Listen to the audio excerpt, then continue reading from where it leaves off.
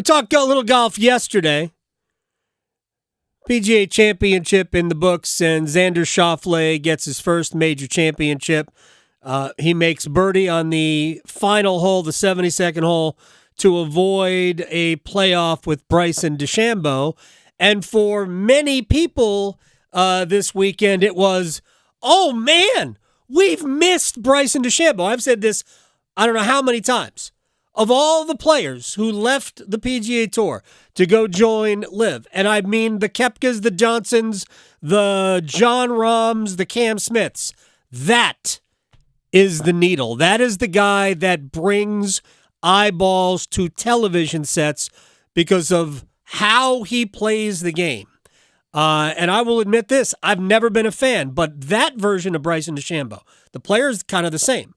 But that version of Bryson DeChambeau, the more gregarious, the more fun-loving, the guy playing to the crowd, that's a different Bryson DeChambeau. Even Brandel Chambly seemed to like him. And I don't even know golfers, but him giving that kid that ball and then some adult guy trying to steal it, and he was like, no. Yeah, it's called... No, I don't even know him, but I love this guy. It's called making friends. Jerry Foltz, at Jerry Foltz Golf on Twitter, as though we didn't know it was about golf. Commentator, LIV Golf broadcasts. You have another week off before, maybe 2 weeks off before you got to be in Houston. And then in Nashville a couple of weeks later, he joins us on the Adam Gold Show. How are you, sir? I'm doing great, Adam. Thanks for having me on again. It's always a pleasure. And Victoria is very sweet, and I love talking to her, too. All right, well, next time, you guys can just have a conversation. If you don't want to talk to me, that's down. That's also fine. So I kind of push back on so many of these narratives that we see about golf fans miss Bryson DeChambeau, or the PGA Tour and LIV have to have a reconciliation. Maybe I'm just being contrary. I've watched Bryson DeChambeau. I know where to find him. I know where to find you, Jerry. I like to listen to Jerry Foltz talk about golf too. So I know where to find you guys. Why can't people get past the fact that we have two tours? One obviously is more mainstream in terms of our ability to see all of it than the other. Why can't people get past that? Well, I think we've seen a huge change in the attitude of the consumer toward accepting that there is exactly that which you state.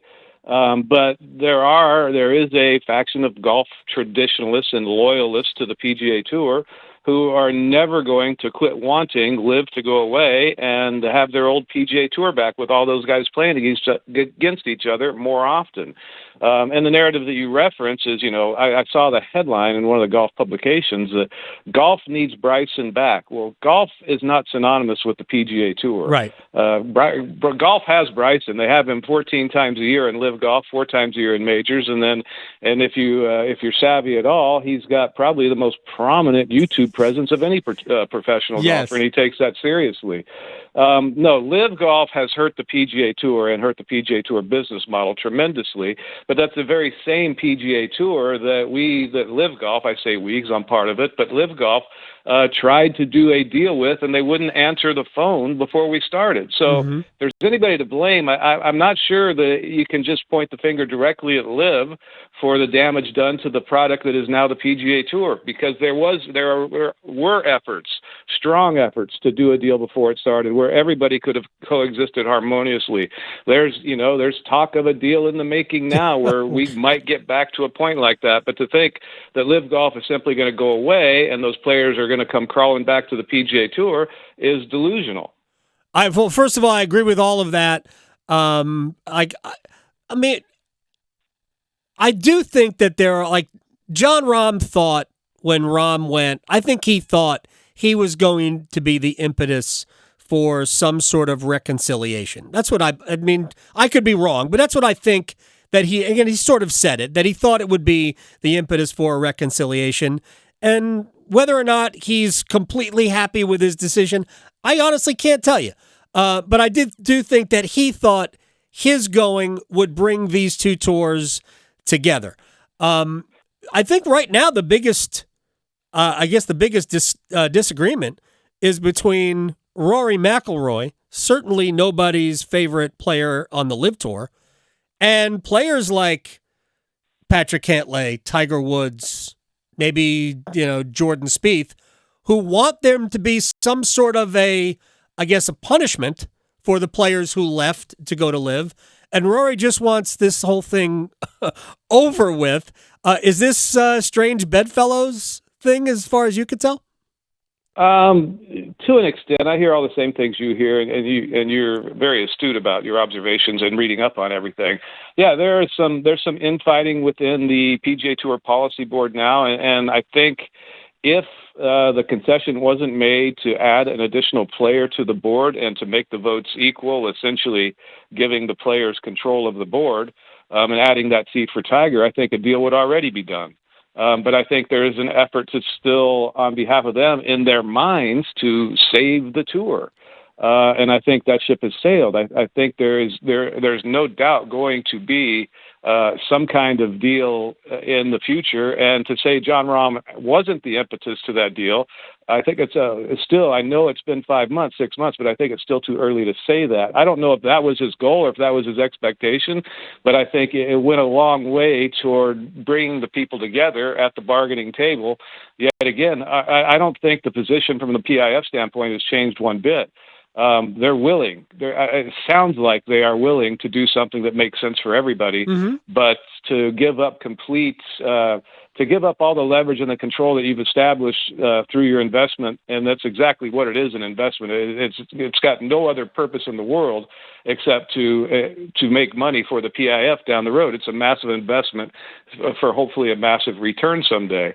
And to give that away just for a seat at the table, again, delusional thinking, in my opinion. I mean, the Public Investment Fund wants to invest in golf. I have no interest in discussing the geopolitical angle here. Too many people have. I have zero interest in all of that. If people want to play those games, I would tell the same people not to get in an Uber. So I'm not. I just refuse to do it. We can decide. Yeah, the hypocrisy is very large in that regard, and I agree. It doesn't solve anything talking about it. Right. So, but the PIF wants to be involved. They are involved in sports globally. They're involved in Formula One. People watch that. Maybe the biggest investor in Formula One. They're involved in English Premier League football, whether it's Manchester City, although that's not the PIF, but clearly Newcastle. They're investing heavily in women's golf, right? So to me, I'm putting all that aside. If they want to be, and I think Rory, even though he dislikes what maybe the tour, the format, maybe I don't know what he really dislikes anymore because his position has evolved in some ways. It's, to me, this is about, they are coming in and they are going to invest in golf. And I think Rory has even said it. I'd rather be with them than against them because one side has unlimited money and the other does not, and you will never win a fight against unlimited money. Yeah, it's, true to an extent. It's not unlimited money. It is a lot of money. It's money that we can't comprehend.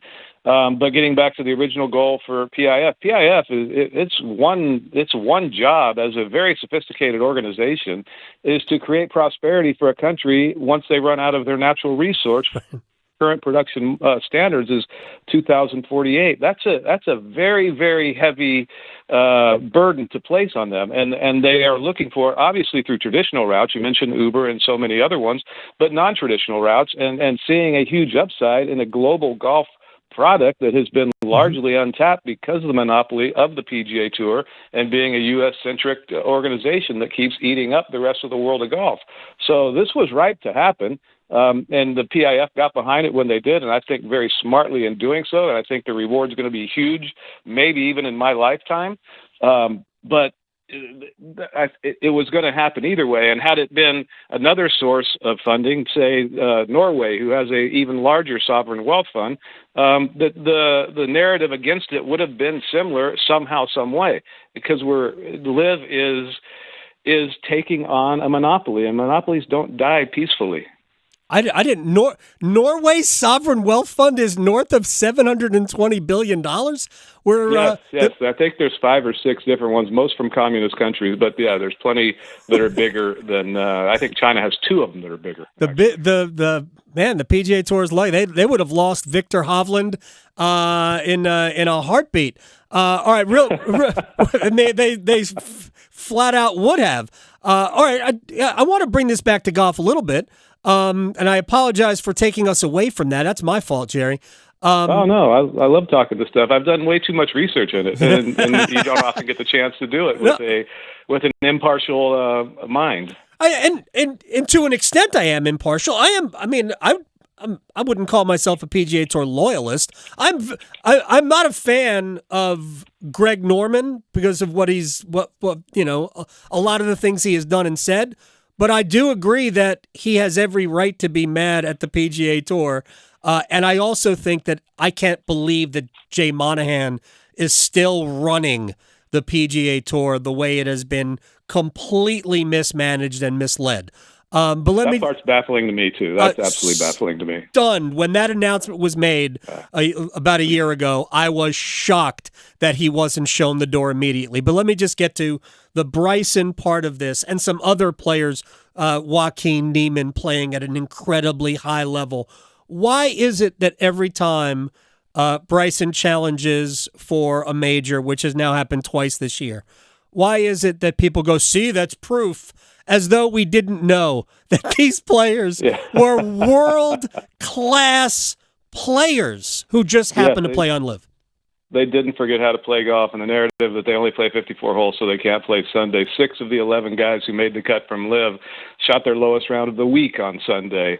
11 guys made the cut out of the 16 in the field. That's 69%. And it's not apples to apples, but when you compare it to the PGA Tour, the only one I can think of without going through and seeing how many PGA Tour members were in the field were PGA Tour winners of official PGA Tour events from this season alone. There have been 19 of them. 53% of those guys missed the cut. So it's to think these guys forgot how to play golf and they don't deserve a spot in the majors and they're not world-class players. Again, it's just not very wise thinking. And I huge kudos to Seth Waugh, who claims not to be a fan of the product, but yet still was the first one to really make some steps to recognize the quality of play on LIV and the quality of players and to do his best to guarantee the best possible field for his championship. And he was the first one to do it, and I think the others will fall in line sooner rather than later. But when you mention Greg Norman, I know you understand. I understand that you're not a fan of his. I can tell you a couple things. We talk about the popularity of Bryson. Greg Norman knew 30, 40 years ago that if the players had some sort of access or control to their rights, their media rights in any way, they could each become a much bigger brand in and of themselves instead of the PGA Tour owning 100% of that. LIV Golf gives them that right, and that's why you've seen this huge increase in popularity for Bryson DeChambeau, because he goes out, he works hard, he spends a lot of money creating that, or not creating, but letting the world see him and creating content, as they say nowadays, for the younger generation, and that is huge for the cliche catchphrase of growing the game. And Greg Norman knew that 40 years ago. And the other thing I'll say about Greg is if you worked for him, you would be a fan. He's one of the most loyal people I've ever met. Next time we talk, I will tell you my own personal Greg Norman story, which is a positive one. And I kid you, and it goes back about 40 years, maybe a little less than 40 years because I'm not that old. Jerry Foltz. Listen, I'll tell you one thing he tells me. Every time I want to get in the trenches with all the haters out there, he always says, Jerry, take the high road. There's less traffic. And it's so damn true. I love talking to you. We'll have you on again. I know you're going to be stateside for a couple more months, so we'll talk again. Anytime, Adam. You got it. Jerry Foltz, at Jerry Foltz Golf. I have a great Greg Norman story that he will appreciate.